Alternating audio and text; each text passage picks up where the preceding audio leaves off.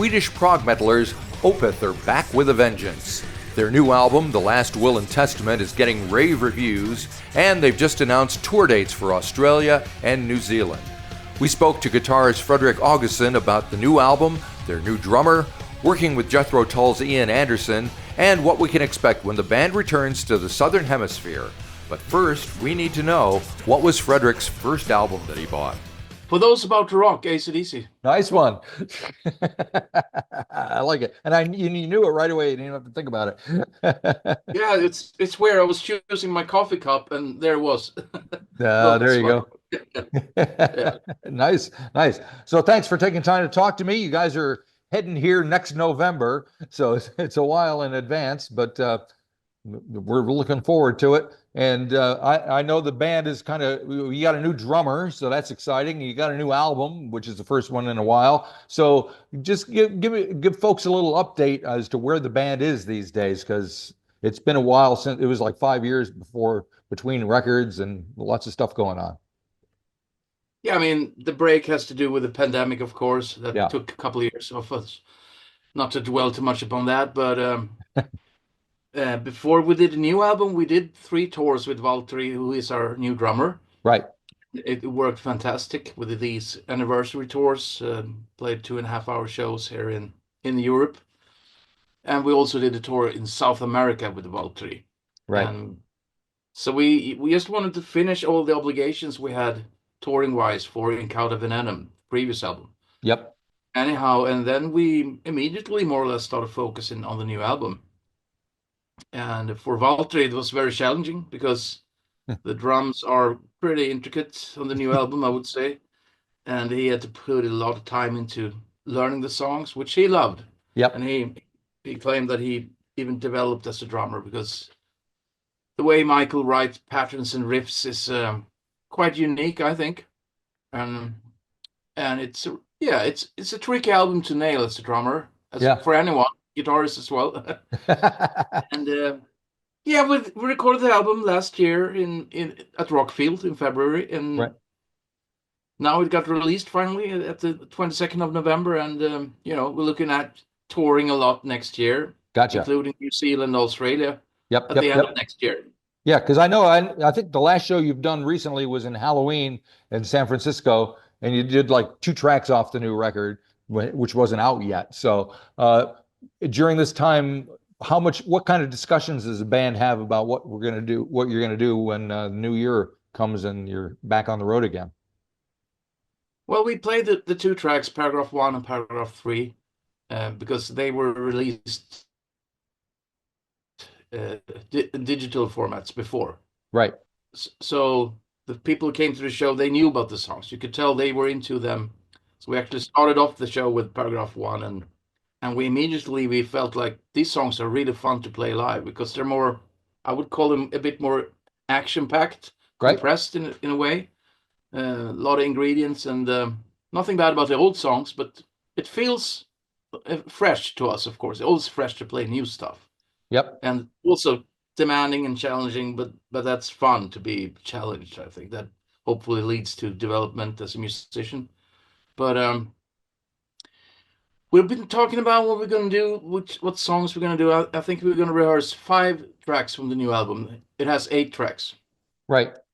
And some of them, like Paragraph 5, it has a lot of string orchestra elements, which will be kind of tricky to do live. I guess we could do it. It sounds pretty cool without the string orchestra when we just play it as a band. Right. As we did before we went into the recording the album, because we had the mentality we should play the songs as a band, apart from the vocals actually, but all the instruments, we play all the songs like we should be able to play them live. Right. So that's what we're looking at. We're going to pick 5 songs, and the advantage with these songs, since it's tricky now to pick a set list, because I was going to say you got 35 years of history behind you. Yeah, well, it's 14th album, I believe. Yeah.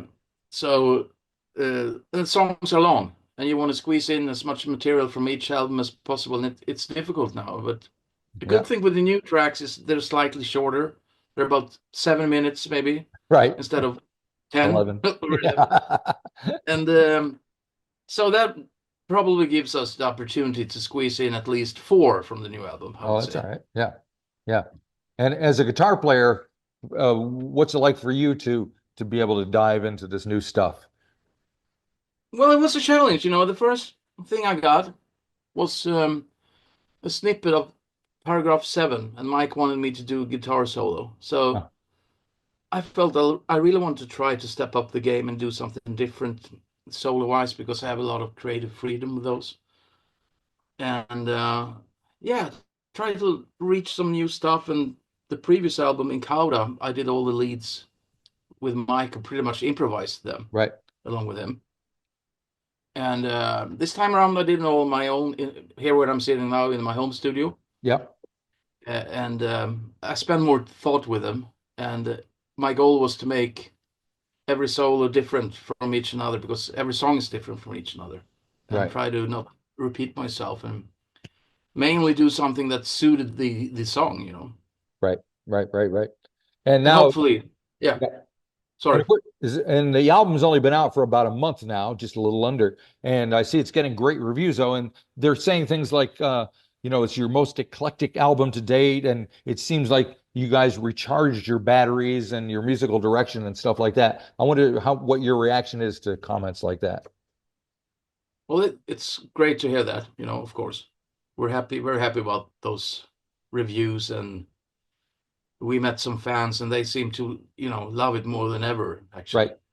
So, and it's very important because with the past 4 albums were a bit more prog hard rock, Right. but still, yeah, still moody and intense and dark, and I love them all. I'm proud of them.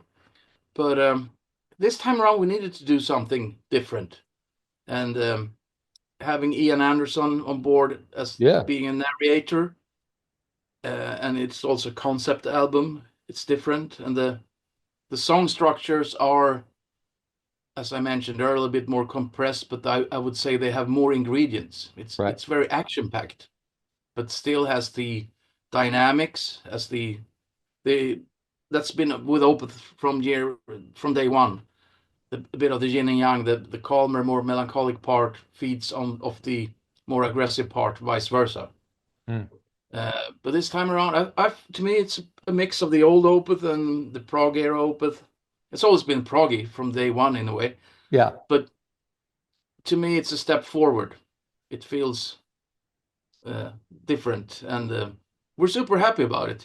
We're excited, and as a band, the chemistry now when we tour has been really, really good. No arguments, and that's so important for the longevity of the band Right. Right. to have a good vibe when you live that close to each other on the tour bus, etc. I can imagine. Now you mentioned it's a concept album, and I'm curious as to what kind of discussions the band had leading into coming up with that, because it's a big deal to put that in front of people and think that they're going to listen to the album from beginning to end and pay attention to the lyrics and the story and all that. Yeah, I mean, Michael came up with the concept, and us else in the band, we were aware of it. Right. And of course, I thought about it. I thought it was a cool idea to build something. You can build a lot of stuff around it, and it's inspiring, definitely. But to me, it really found more depth when I found out that Ian Anderson said Right. actually yes to do the narrations, more or less playing this patriarch father from the other side of the grave, talking through his children, through his last testament and will. The word of Christ tells us to forgive transgressions. It is through him we can distinguish right from wrong. A penurious handmaid gave birth to a girl in our care. We're compelled to persevere in place of the estranged father until his return. But also the other voices on the album represents him. Michael's clean voices, his growling vocals, and his more theatrical approach of his clean vocals that he hasn't really pulled out before. Right. That you can hear some places. And also Joey Tempest, who is a guest That's right. singer on Paragraph 2. Yep. So it's all connected to the patriarch. Gotcha. So there's a lot going on in the recording. How do you have to make changes and things to get it to work on stage live? Yeah, there's a lot of layers on the album, of course, and I mean, sometimes you have to sacrifice some of them. If there's a guitar melody going on top of the main rhythms, which me and Mike always play one each on the album, basically, the heavy rhythm guitars.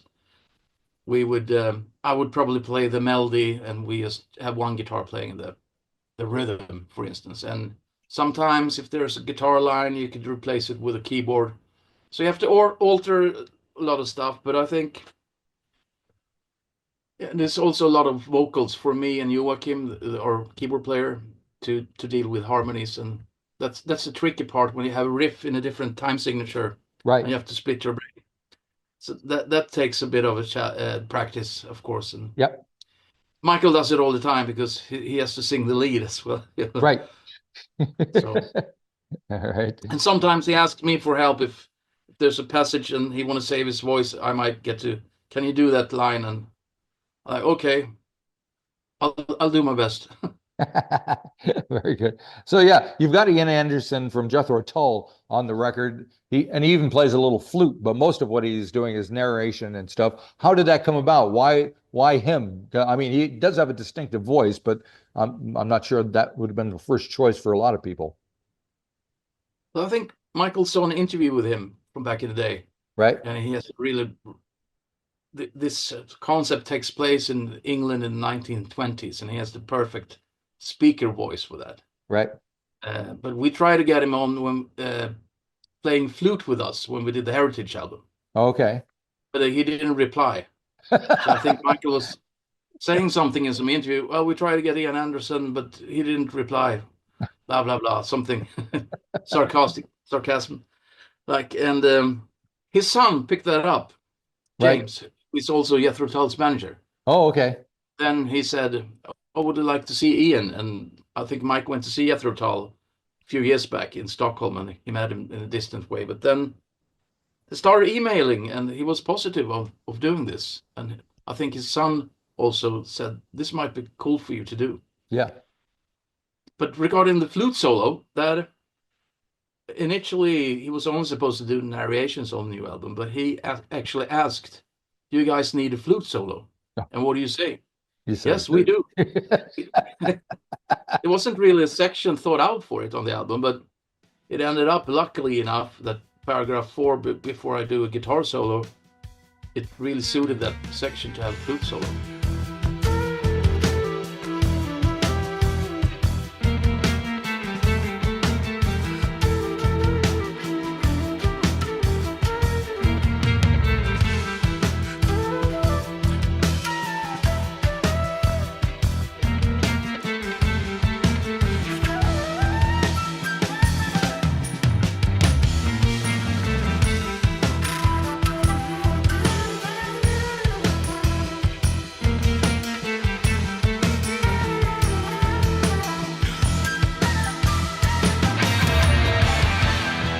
When I did the guitar solo, I didn't know Ian's going to play the flute solo before. That was not decided at the time. Right. That was a fantastic bonus. He's also playing a little bit on paragraph 7, right, in the verses, but not like a proper solo. But there's some phrases there, here and there.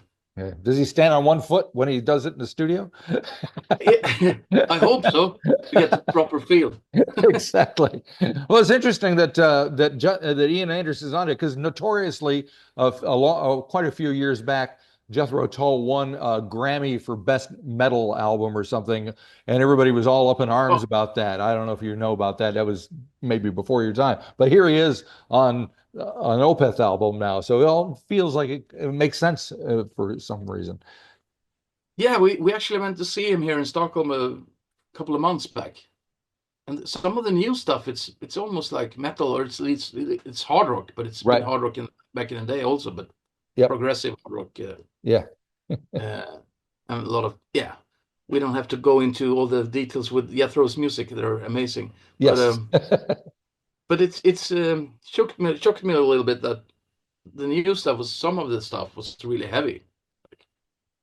Yeah, that's good. It's good that he's still going. Yeah. Yeah. And so by the time you get here in November of next year, do you see what can we kind of expect? The band, I guess, would have a lot more playing under their belt. So what will that mean for us? Well, it's gonna, yeah, you're right. We're gonna have a lot of playing under our belt because we're doing a lot of tours. We're doing one now in February in Europe and the UK, and then we're going to South America, and we're doing the summer festivals, and perhaps another second leg of Europe, and then coming over to you guys. Yep. So I think right now we're having the Christmas break, and we're going to go into rehearsals in January. Right. So all of this will morph together then, and we will definitely look at what we played last time in Australia and New Zealand, and compare that. We'll always try to, so we alter it slightly from the last time. Yeah. And also, of course, playing a lot of stuff from the new album. If you enjoyed this episode of the 13th Floor's Music Talk series, please be sure to subscribe to the website or to the YouTube channel. Follow us on Facebook or Instagram, and wherever you find your podcasts. There's a whole lot more to discover.